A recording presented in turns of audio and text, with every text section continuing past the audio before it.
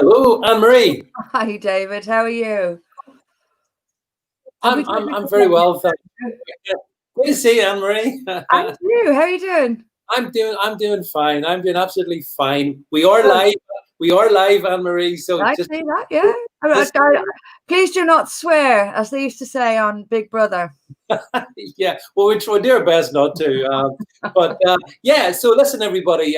So as you can see, it's my real pleasure to be joined with Anne-Marie Waters again this Friday evening. And thank you very much for being with us tonight, Anne-Marie. I know how busy you are. I know you've just come off another stream, so you're going to be streamed out by the end of the day. However, it's good to have you here. So listen, everyone, just as the numbers rack up, just the usual routine. If you're watching this on Periscope, please send hearts, send super hearts. Let us know what you think. Ditto on YouTube and on Facebook. So basically what we want is a good hour of conversation. And hopefully, you can send us questions. Anne-Marie, I think, can you see the question? Yeah. So Anne-Marie can see what you're saying, and so you've got a specific question, just direct it to Anne-Marie, and hopefully we'll get a chance to cover that.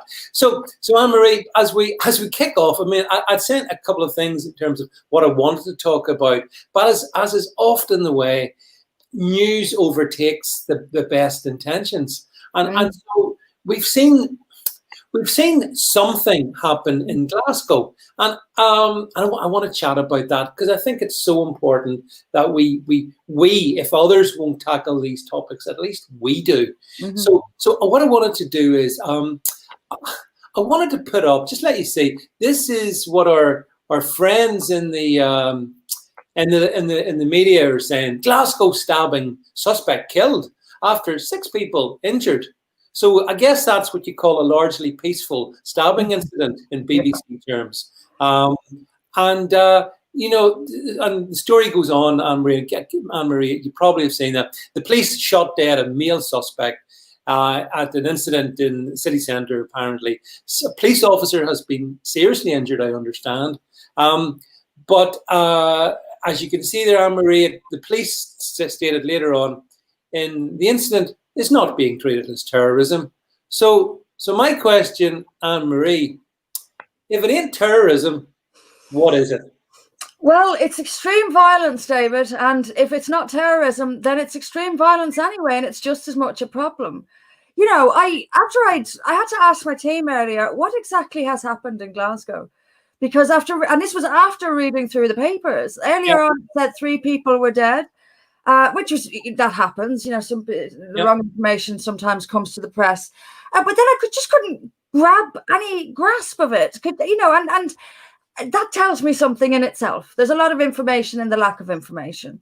What this is probably, we've been told not to speculate, but we're always told not to speculate, so let's speculate. Let's be naughty and speculate.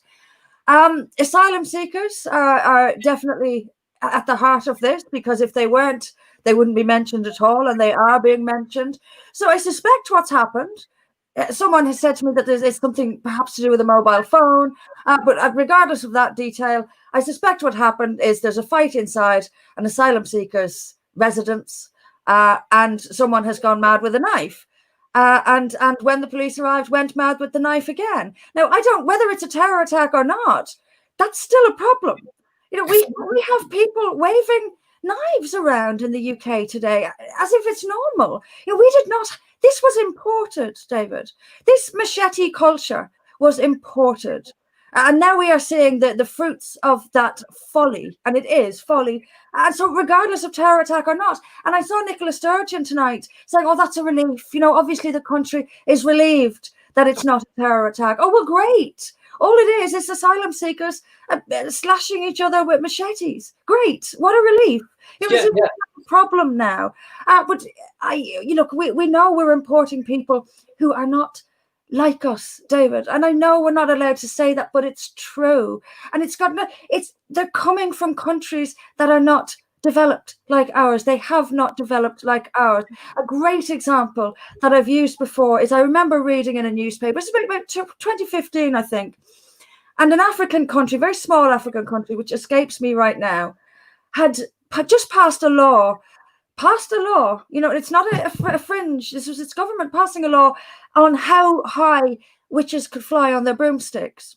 We are not talking, I remember seeing, seriously, I remember seeing what's the hi? That's what they were legislating. I remember seeing people in Switzerland, peaceful, boring Switzerland, and they decided to slaughter a few sheep because they had the flu. We cannot have this. And we're talking about people who are coming from violent cultures, where life is not worth as much as it is here. In terms of culture, it simply is true. And we're bringing in people who have this mindset that we don't know and we don't understand, and many clearly will happily get into majorly violent altercations over very little, and those altercations will turn into this. This is what we're importing. We've got to stop. So let's break it down a little bit further. So what I understand, Anne-Marie, as concerns what happened in Glasgow is, first of all, these asylum seekers. Well, first of all, on what basis are they asylum seekers? So let's chat about that in a second. And in the second instance, these asylum seekers apparently were being kept in a hotel, in a reasonable quality hotel in the city centre of Glasgow, which wouldn't be cheap. Glasgow also has a significant number of homeless people who aren't put up in hotels, as far as I can best understand.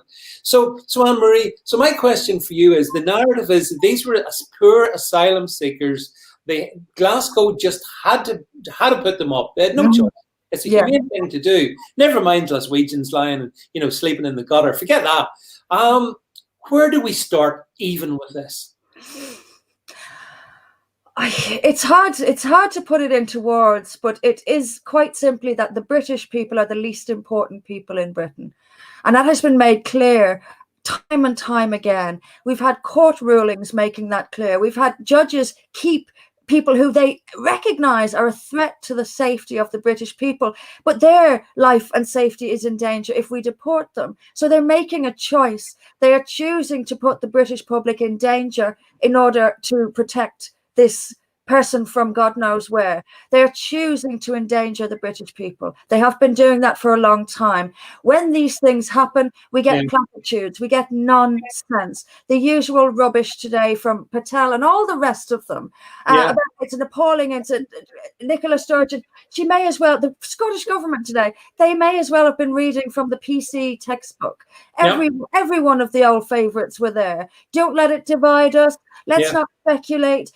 These things happen sort of attitude. Or we will all come together now. We are not coming together because our government keeps putting us last, and people know it. And you're so right to say that Glaswegians are sleeping in doorways in Glasgow, and they don't give a damn about them.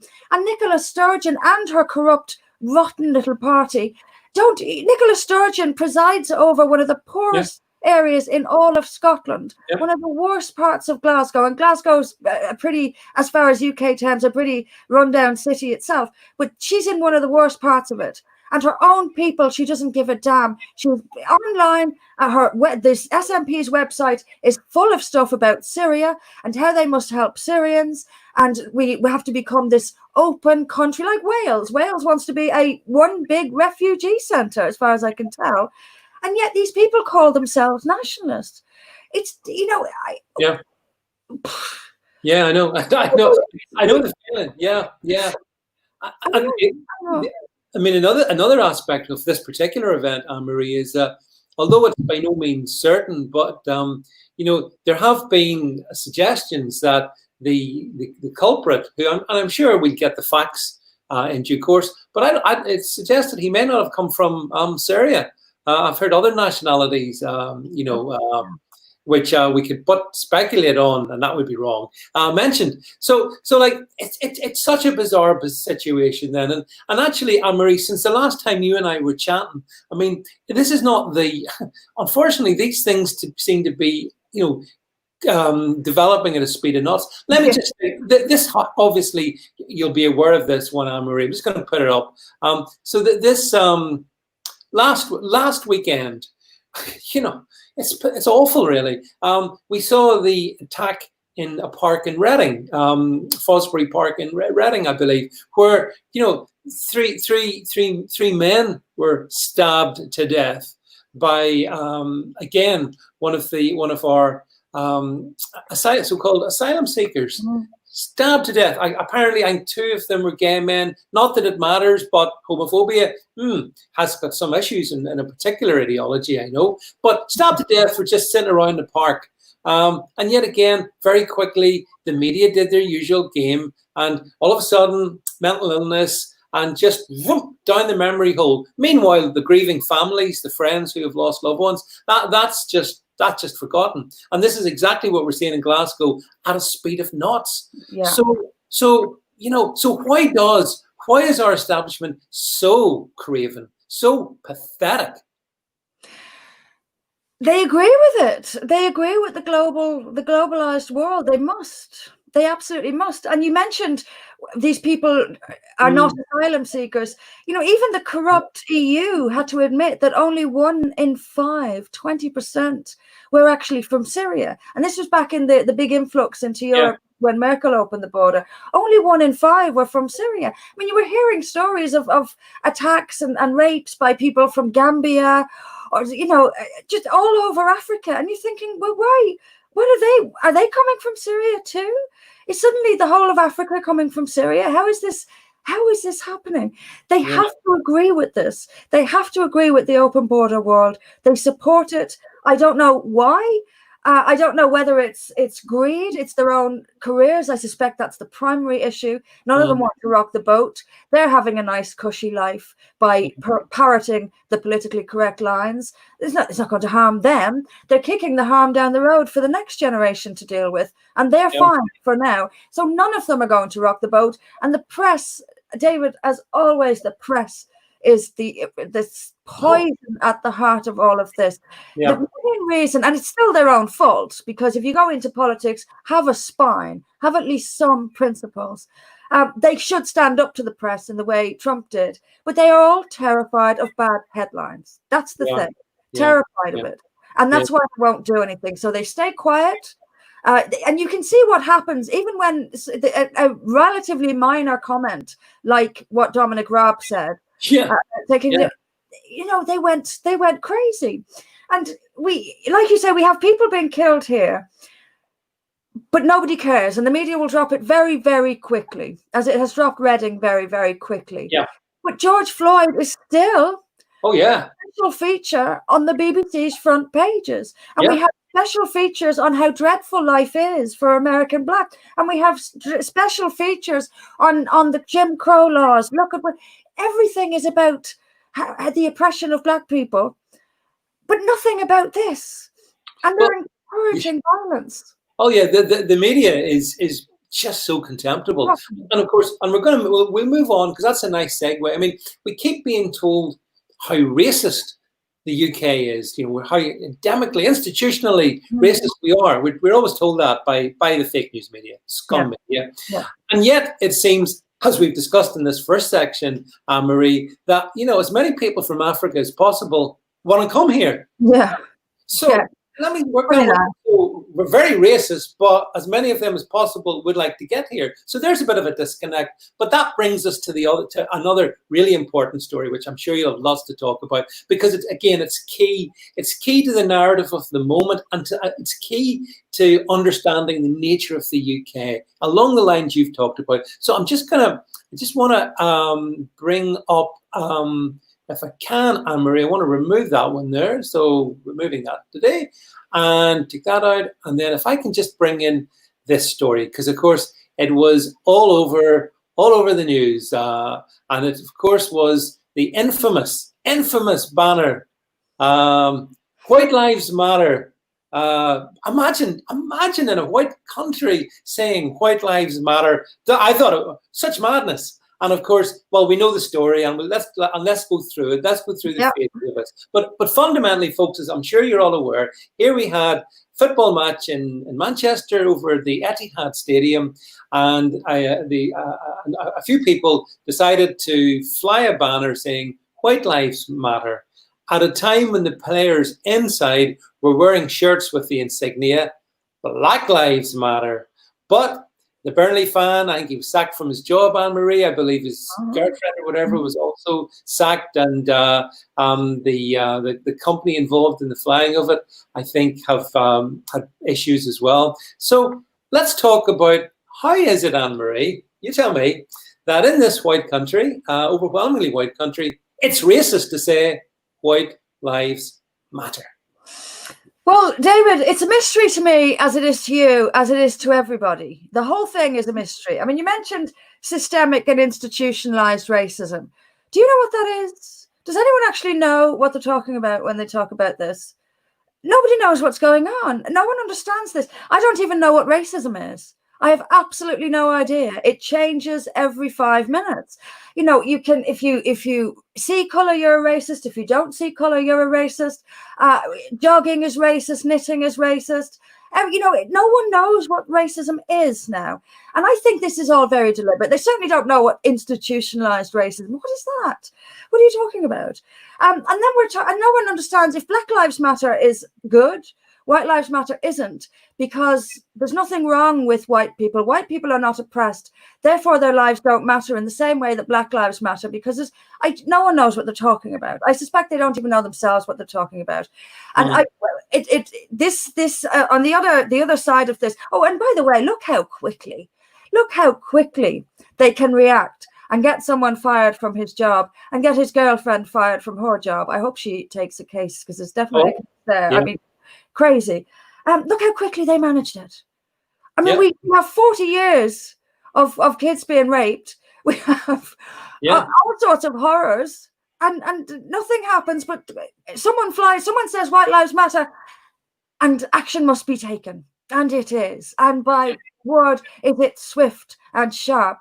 And we will not tolerate people saying White Lives Matter, while the whole country sits back and shrugs its shoulders and says, I don't get this anymore. I don't get it. Why are they allowed to say? And even, you know, but perhaps even worse than this is this woman in Cambridge, Gopal.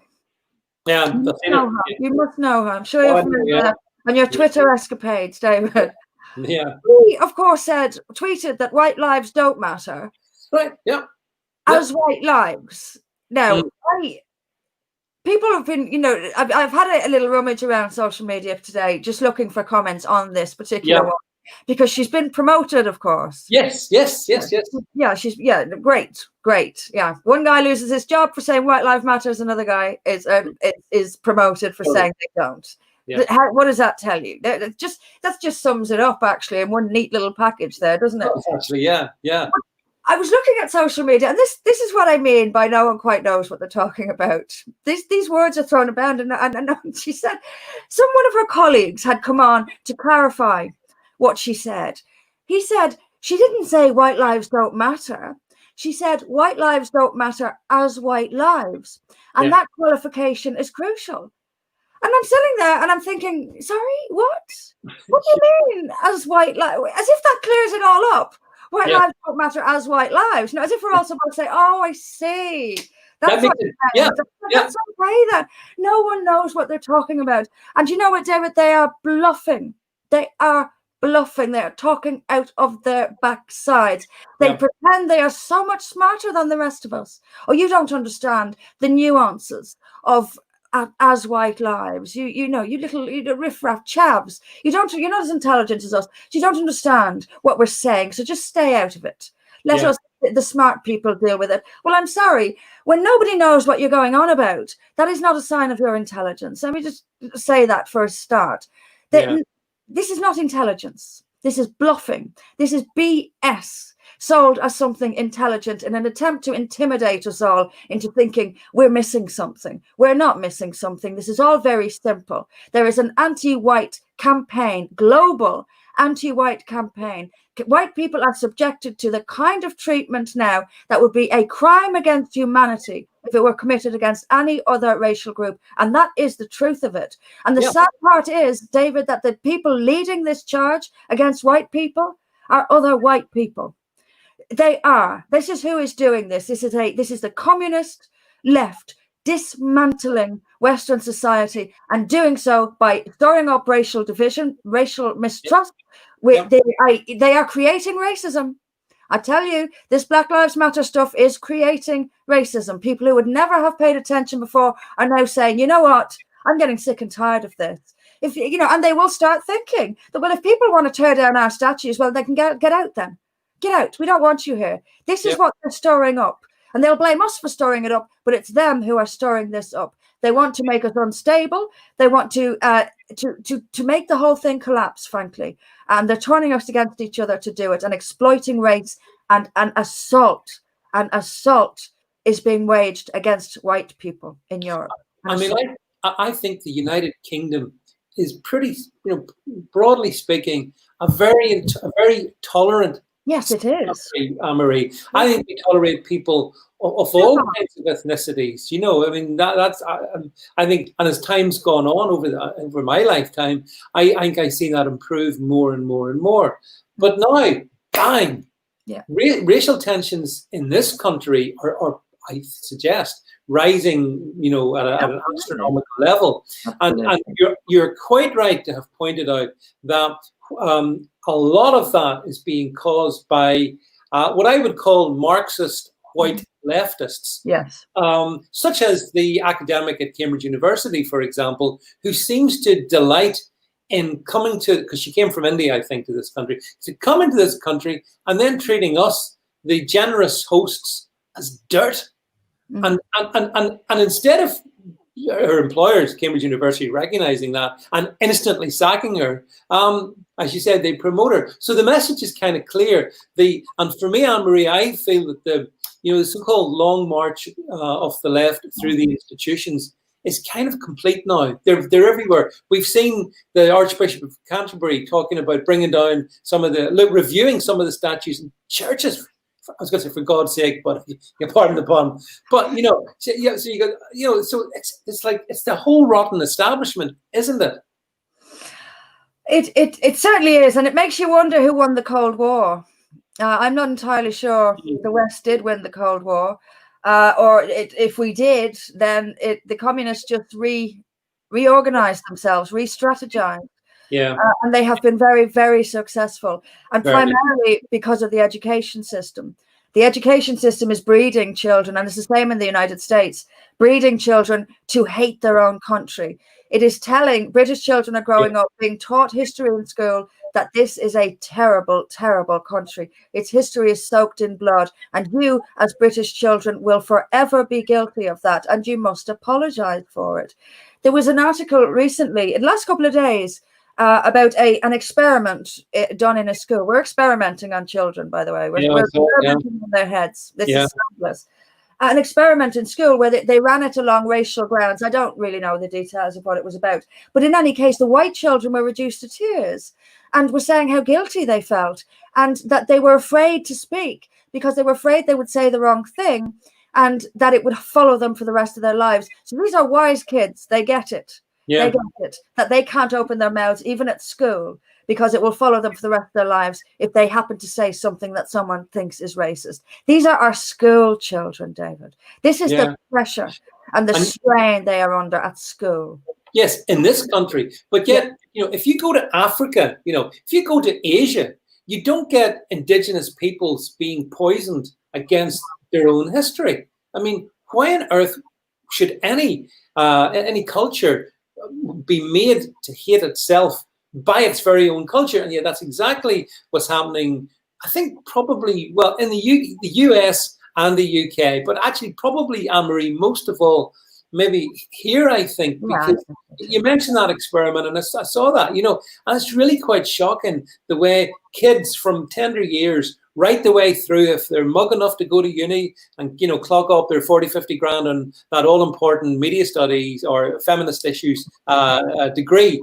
By the time they come out, they're all little walking, talking cultural Marxists. They're the people, that are also rampaging, some of them anyway, through the streets of London trying to tear down, Churchill and whatnot. So it's really quite, we've moved to a situation where we are being educated to hate ourselves. But then that begs the question, so where do we go? Where does this end? Or does it? There's a long road back, but it also isn't as difficult as we think. I think a lot of people, because the madness is so visible, and because the government is so inconsistent and so, it's everything is so obvious now. It is truly glaring us in the face now, and I think that's a good thing. But we are the majority. I sincerely believe people like you and I are the majority. Yeah. Most have been frightened or are ignorant of it. But if you said it to them, they would agree. They would say, well, of course, that's common sense. Even if they're not aware of it, if you put it to them, most people, the vast majority will say, well, of course, I agree. That's common sense. We are the majority here. And this is not an easy road back, but it's not too late. It's certainly not too late. We have a political battle ahead, a real political battle ahead, but the governments are making it easier for us to I've always said the Labour and Tory dominance of the House of Commons cannot last forever. It's physically impossible that it will last forever. So it has to end sometime.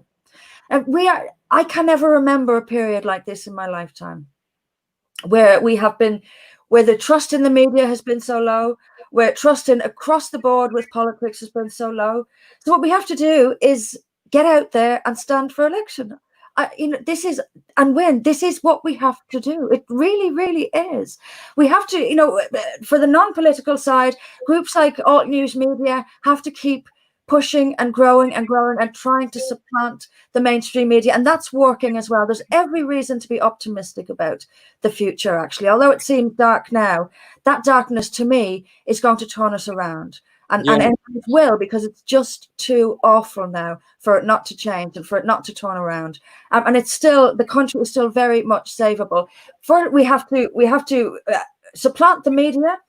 We of course have to shout, fight every scrap of the way. Next May, our party will be scrapping and fighting every step of the way for local councils especially the Labour councils, who will dare to review the statues, memorials and street names across this country. If they're going to review them, they're going to change them. We will be there tooth and nail to stop them. We will stop them. What I loved that was really, really really heartwarming in the last few weeks is people going out and gathering around statues. Yeah, so yeah. I love this. This shows that that spirit is still there, and people will react. Anne-Marie, the fact is that, back in 2016, there was that moment in time around the Brexit vote when the whole corrupt, rotten establishment were dumbfounded when the British people actually, despite all the odds, which were massively, looking back on it, they were massively against us. We still said we wanted out of the European Union. We want to be sovereign again. So there's little doubt that there's millions of British people who, they're not racist, they're reasonable people, but they are not going to put up with their heritage being erased in front of their very eyes by Labour. Like you mentioned Labour there. And Labour, so shocking.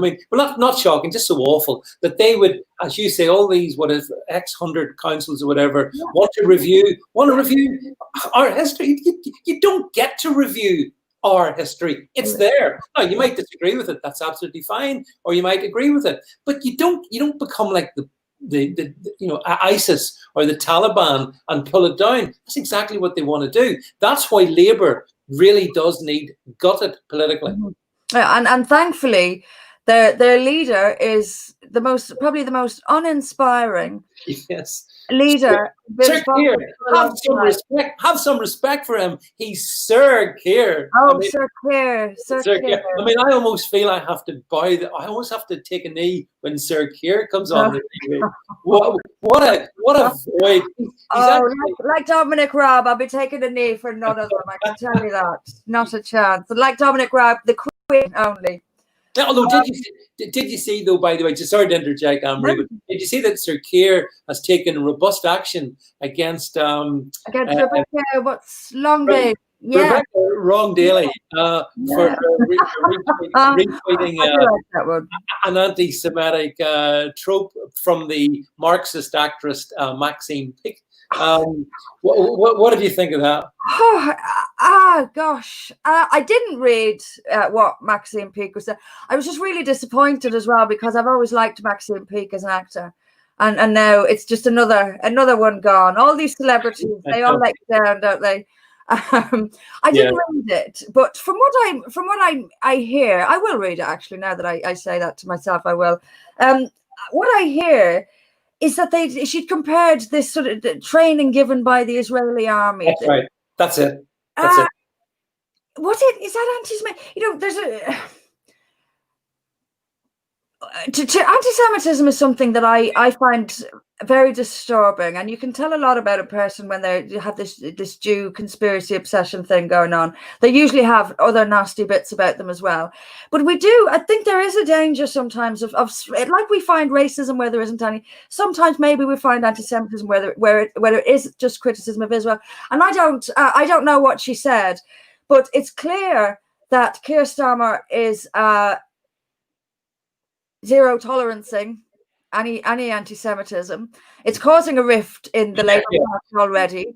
The Labour Party just doesn't have anything gelling it together anymore. It needs to have a debate. It needs to have a debate about what is anti-Semitism and what isn't. And they did have that debate, and then they couldn't agree on it either. But I do actually think it's important, in the name of free speech, to separate Israel criticism of things that Israel do. I criticize America. I'll criticize, sometimes people, we're free to talk about things.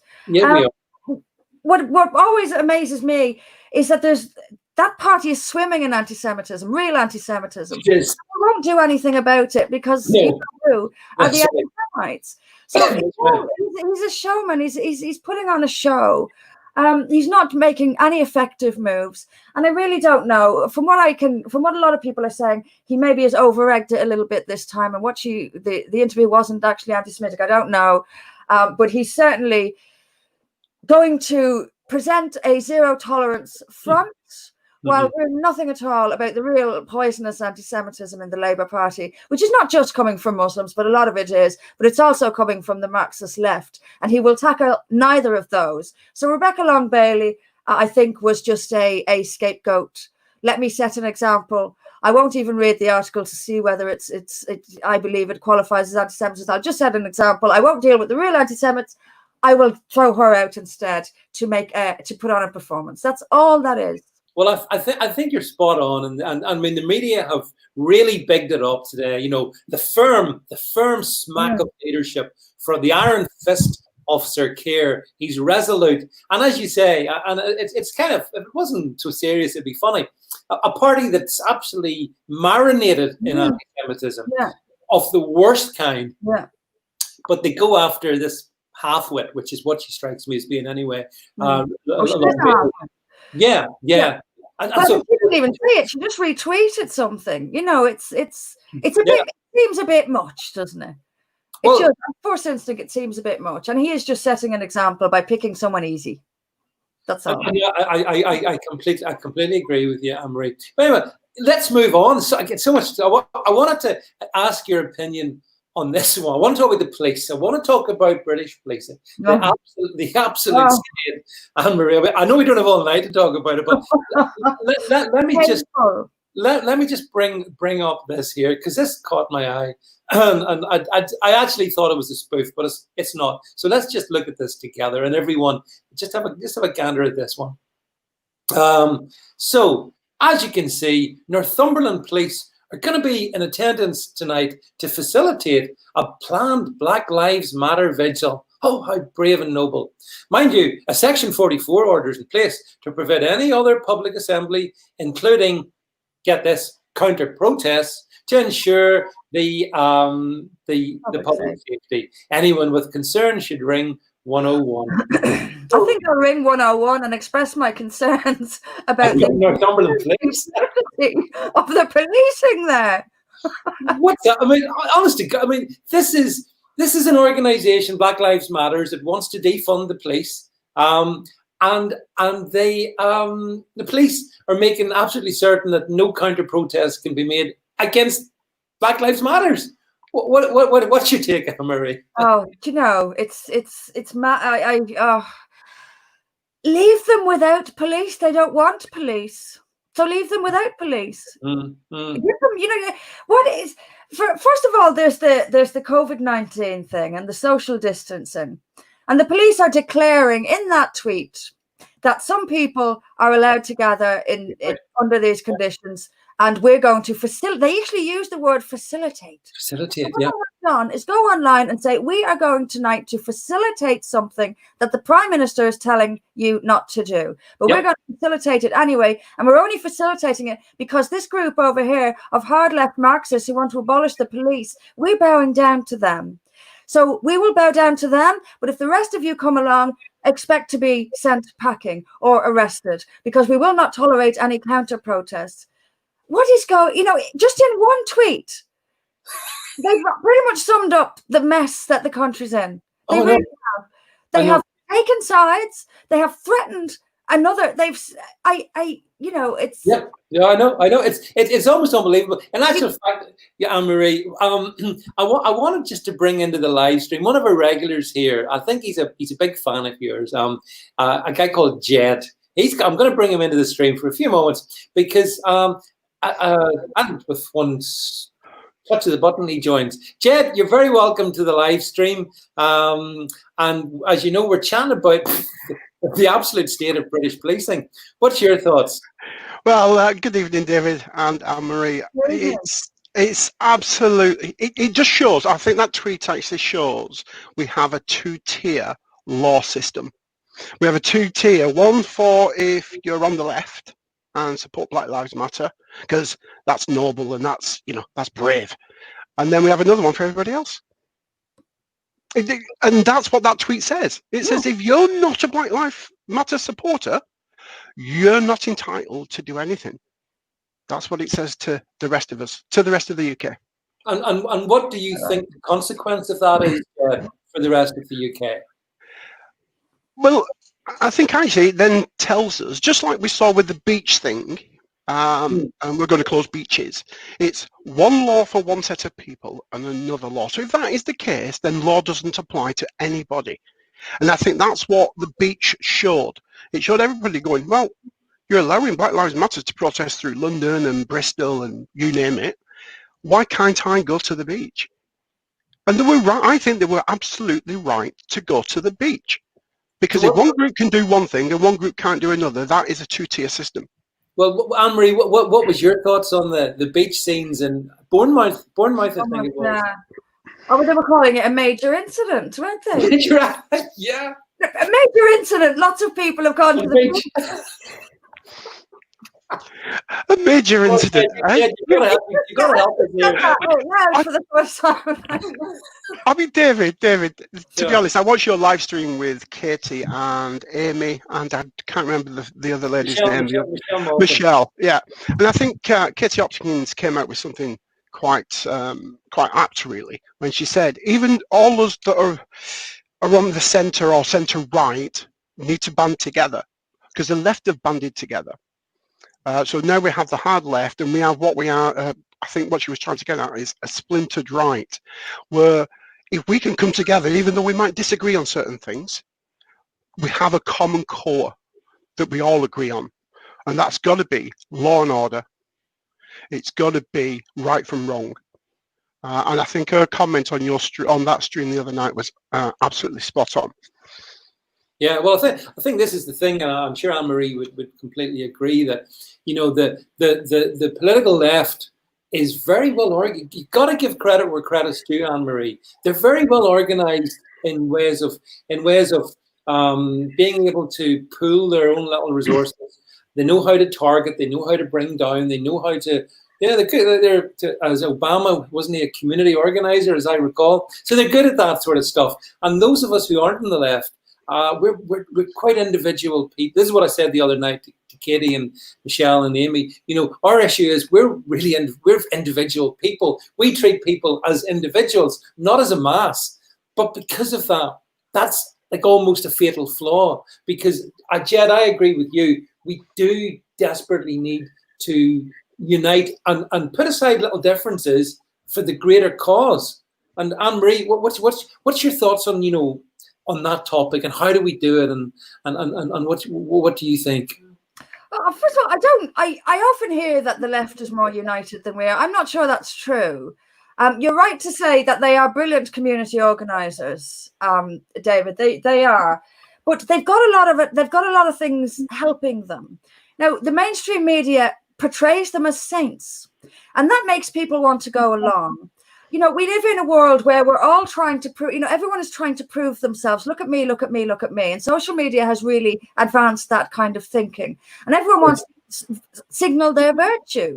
Now, when the press portrays this group as human rights activists who are fighting a terrible oppression, the press will have us believe that American police are out there hunting Black people and shooting them down for no good reason. They will have you believe that. And then they will tell you that this group, look at them, look at these poor oppressed people. They are standing up against a terrible, fearsome injustice.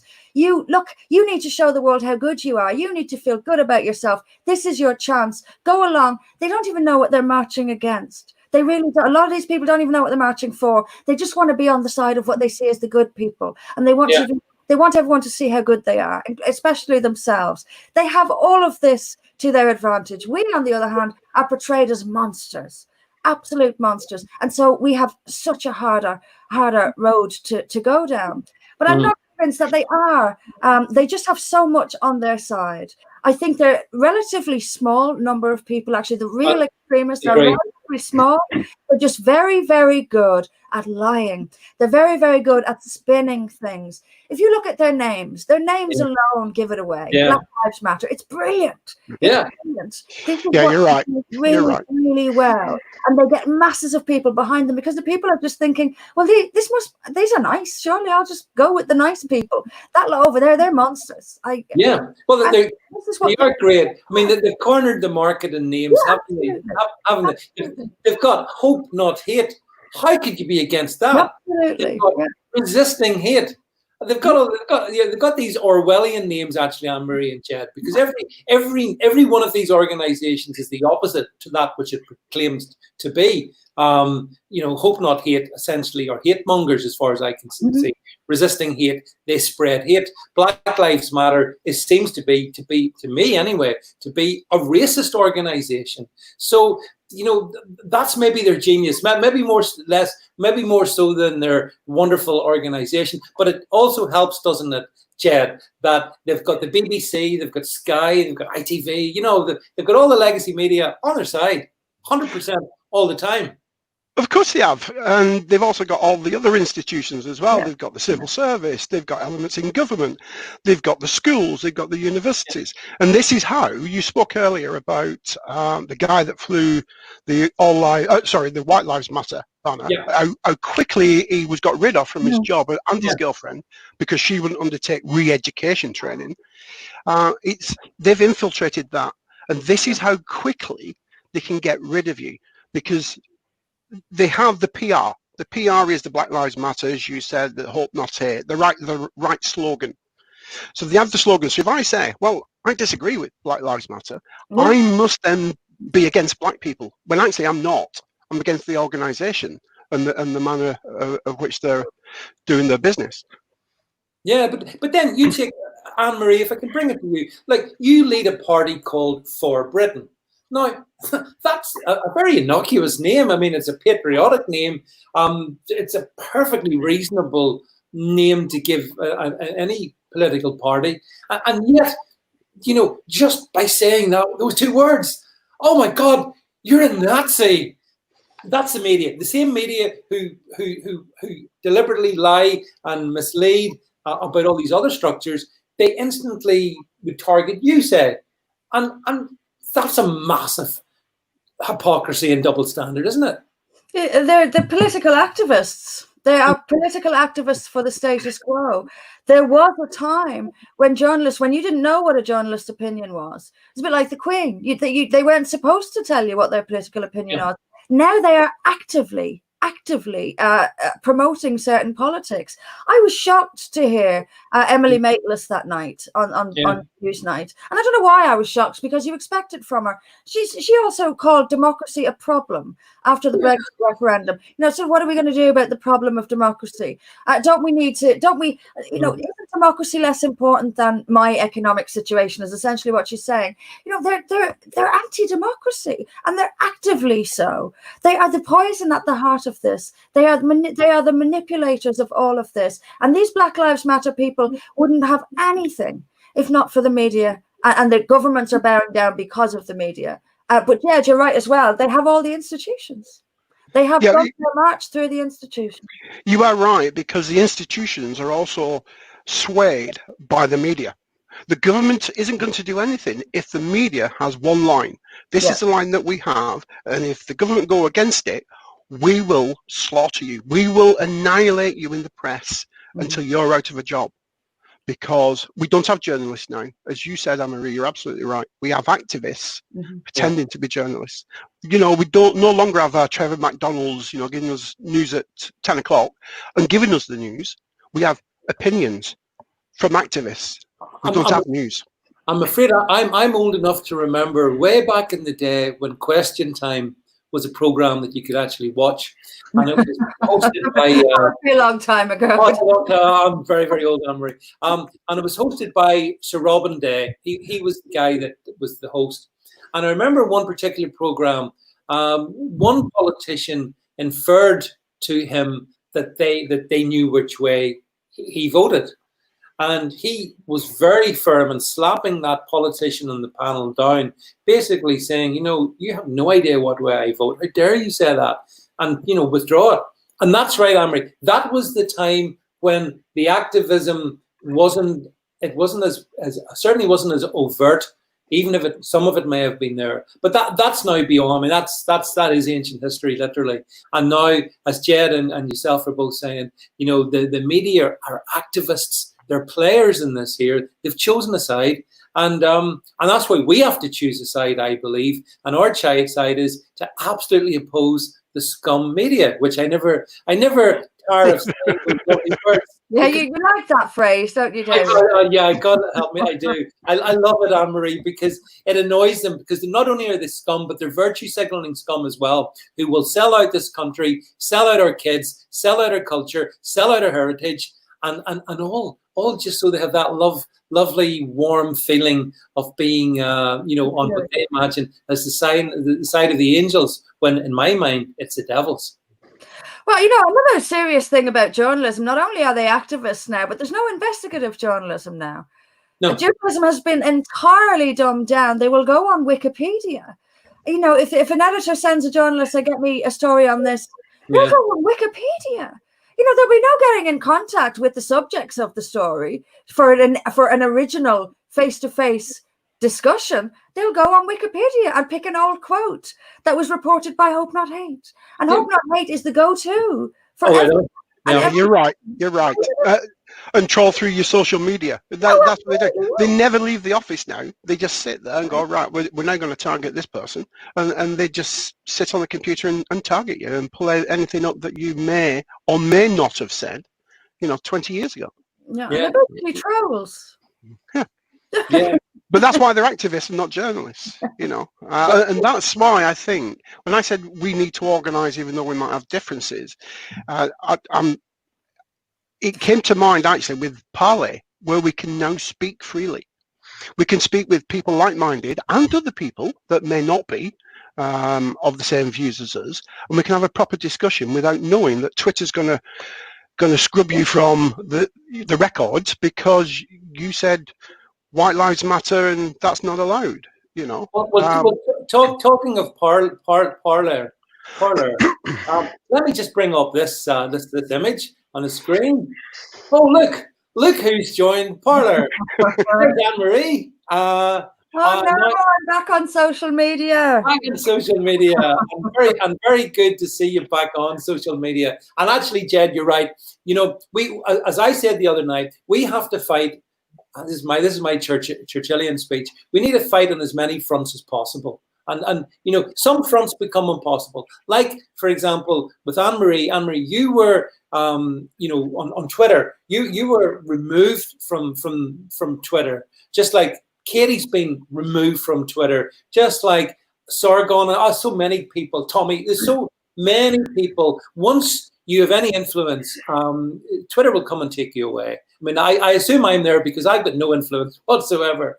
But then something like Parler comes along, and all of a sudden, all the voices, the great voices like Anne-Marie, like Sargon, like so many, Katie, they're back, and therefore, Jed, I welcome these new platforms, and certainly I think the number of people, the Brits going on to Parler in the past week, and I've spoken to the guy that owns the company, has been phenomenal. I mean, what do you think of the Parler phenomenon, Anne-Marie? I hope this is it. As in, I hope it becomes a genuine alternative to Twitter. Yeah. I hope it makes Twitter suffer. I hope Twitter's business cuts in half. I really, really do. They deserve it. In fact, I'd like to see Twitter gone altogether. They deserve it. They really do. So I'm delighted. It's strange, actually, to be, because people think I control the Forbidden Committee. I don't. I don't actually. I occasionally sort of look through Twitter at stuff, but I don't control the committee account. So I haven't actually been on Twitter. So it's kind of strange to be back on a Twitter-like thing. I have to get used to it, get back into it. But I'm delighted because, like you say, everyone's back together again in the same place. I remember when we did that, when Tommy was thrown off Twitter, and we did that big protest in central London, and a host of people, and all of us, everyone who had spoken at that was kicked off Twitter. Every single. I remember looking back at it and thinking, right, since then, either everyone had already been gone or everyone has been thrown off. Yeah, absolutely, all of us. So it's a joke. It is a joke. What is it now? Left-wing echo chamber. And I haven't even actually looked at it today. I'll probably look at it to see what's going on. Today I've been looking on Parler, and that's interesting because I'm already adjusting to looking on that, and I'm kind of already thinking of things to say on it, and it's great to be back. Actually. Yeah, no, it's nice to have you back, Anne-Marie. Thank you. Thank you. Yeah. It'll drive me mad. Like it'll drive me mad. Well, there's a couple of things about Parler that's a wee bit different. One of the things I found, despite the fact that I've got many more people following me, on Twitter, I'm finding the levels of engagement, actual, conversation, are way greater than on Twitter, despite me having numerous more, tens of thousands more followers. That makes me think my good old friends at Twitter are suppressing, their little algorithms are playing games. So that's one thing, I think. Yeah. And the other thing is, Anne-Marie, and I guess you've suffered it a lot, and I get a fair bit of it too. You get the trolls, especially on Twitter. You get them. There haven't been so many yet on. I'm sure they'll come on Parler, but there's a really nice button you can press. It just wipes them. So it's a nice place. What I remember back in the early days, I'm not sure what year. I joined Twitter back in 2009. I don't know, Jed, when did you first come on Twitter? To be honest, it was the lead up to the referendum that got me interested in politics completely. Politics just passed me by. Being a squaddy at the time, it all passed me by. As long as I got paid, I didn't care. But actually, it walked me up to the lies the media will push for what they want. That's what it walked me up to. Do you know something? You make a really good point. I'm sure, Anne-Marie, you would agree. Like, we mustn't think that everyone lives in little social media bubbles, because they don't. And Jed, you just made a really good point there. Not everyone's sitting on their phone 24/7 checking the latest Instagram or the latest TikTok. A lot of people just have lives, just like you had, Jed. You have, Jed. Where you don't necessarily run to social media. And now when you move, but I remember back in the early days, Twitter was quite fun. It was enjoyable. It was a laugh. That all changed. And I don't know if you go to Twitter, I blocked Twitter. There you go, Anne-Marie. You can actually block Twitter. Go to the Twitter homepage and block them. I love that. Love it. You'll see the Twitter banner. Get this. You might have seen it. I have tweeted. It's black, isn't it? And it's black. And the bluebird is black now. The little bluebird is black. And underneath that, they've got, I think it's Black Trans Lives Matter. And what does that mean, David? What does that mean? I don't know what it means. It means that Twitter's finished. That's what it means. Exactly. But I think the difference, you was mentioning, you had two differences about Parler, and I think I've got two which are slightly different. One, I think it is truly free speech. But the other thing which I think make it last longer is we've got American politicians on it, we've got UK politicians on it. Now, if the politicians are going on, I don't think it's a fly-by-night, situation. I think it will grow. If we can get Trump on it, Twitter is finished. Absolutely finished. Yeah, no, there's no doubt. Well, some of the Trump family, I think Eric Trump's on it now. Yes, so he is. Yeah. There's and I, from what I hear, I think in the broader Trump, they have an awareness of some of these platforms now. So I would love to see, like you, Anne-Marie, even though I've had a long time on it and invested a lot of time, like you did, I like to see Twitter smashed and crushed because it's no longer about free speech. It's about curating speech and suppressing free speech. And that makes it the antithesis of everything I'm sure the three of us believe in. I believe people have the right, within the bounds of sort of broad civility, to say whatever they want. I absolutely disagree with other people. But Twitter's not like that anymore. It's full of just hate. I dread to read some of the comments. Sometimes I think it'd be great if you could just turn off all comments on Twitter, but then there's some nice people as well. But there's some horrible, little, undereducated, hateful leftist trolls that infested. And Katie Hopkins, she's said, and I agree, being on Twitter, Anne-Marie and Jed, it's like wading through a sewer. And whereas Parler, which is not as flashy, and it's not just as, it's not as perfect, let's say, in some ways, but it's full of good people. And that's what makes a difference to me. You're spot on, David. So it's a very good point about the politicians going on there. If they are going on there, absolutely, it's unlikely to be a flash in the pan. And I think timing has a lot to do with it. I think we're more ready for an alternative now than perhaps when Gab came out, and Gab wasn't overly user friendly. I don't know what it was about it. I just never got into it. It never felt like I was gonna, I'm sort of I'm back online now. But with this one, it does feel like I'm back on social media. So it's just completely, but the timing as well, I think we're more ready for it. I think it's a better system than Gab, but I think we're more ready for it as well. If Trump goes on, that will be it. And I hope he does. Yeah. I would absolutely love that. I think most of us would realize would love to see, if he did, what would happen is that the Twitter stock price would crash because of the fact that then so many others would come across. So that would be good. But it's basically, the blue birdie has turned black. It's showing its true colors, and it needs at the very least put in a permanent cage. And and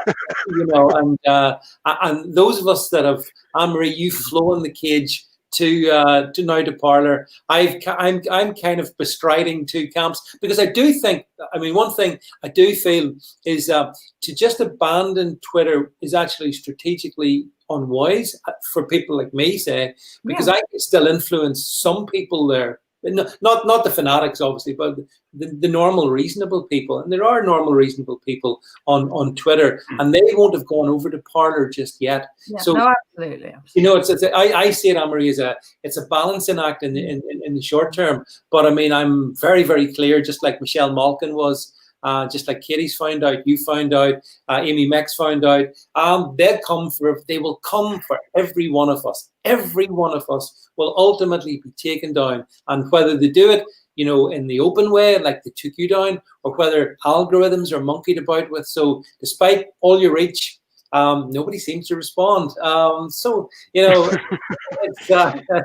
you don't have to be, as an old poster I used to have on my bedroom wall when I was a teenager said, just because you're paranoid doesn't mean they're not out to get you. And I'm not really sure on that. That's exactly where we are. Listen, folks, we're going to have to wrap up. Jed, first of all, thank you for being on the stream and chatting to us this evening. You've been very welcome.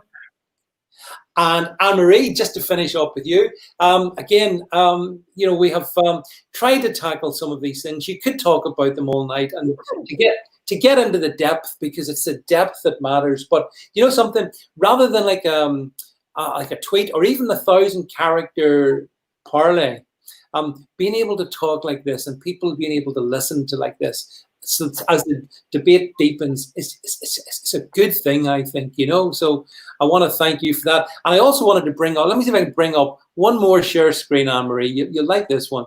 I wanted to bring this one up because if you, and I don't support any political party, I hasten to say, but by the same token, Anne-Marie Waters for Britain party, it's a legit UK party. It's got some really interesting policy. So I think what you guys should all be doing is you should be checking out the site.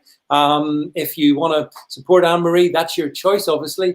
But I think that we certainly need change in this country, and people like Anne-Marie have put their heart and soul into trying to provide some of that change. So there you go, Anne-Marie. A little for, but and I mean that actually, it's all sincere because actually it's true. You know, the sort of the politics we have at the moment have failed us and almost led us to, I don't know what, catastrophe. Yeah. To the end of the country itself. To the end of the country, that's the good. So, yeah. So therefore, if you don't want to see the end of the country, then, you know, if someone wants to support a party like for Britain, well, that's a choice that I think people should be at least provided with openly in a democratic way. So listen, Anne-Marie, it seems such a long time since we've spoken. It's only 2 weeks ago, but in this mad world we live in at the moment, goodness knows what happens in the intervening period. But it's been a real. God knows what will happen by the next time we speak, David. I dread it. I think the four horsemen of the apocalypse land in Trafalgar Square is probably the going to be the ultimate one. But in the meantime, Anne-Marie, take care of yourself, and many thanks for being. Thanks very much. Thanks everyone for listening. Catch up with you Monday night, 8 p.m. Put it in your diary, make it a date. Chat then. Bye.